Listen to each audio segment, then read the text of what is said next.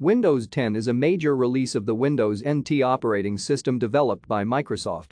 It is the successor to Windows 8.1, released nearly 2 years earlier, and was released to manufacturing on July 15, 2015, and broadly released for the general public on July 29, 2015.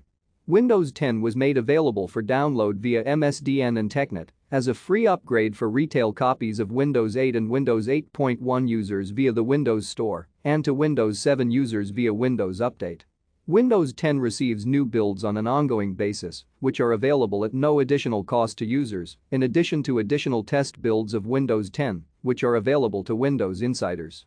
Devices in enterprise environments can receive these updates at a slower pace or use long-term support milestones that only receive critical updates, such as security patches, over their 10-year lifespan of extended support.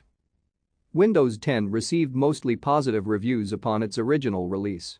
Critics praised Microsoft's decision to provide a desktop-oriented interface in line with previous versions of Windows, contrasting the tablet-oriented approach of Windows 8, although Windows 10's touch-oriented user interface mode was criticized for containing regressions upon the touch-oriented interface of its predecessor. Thank you for watching.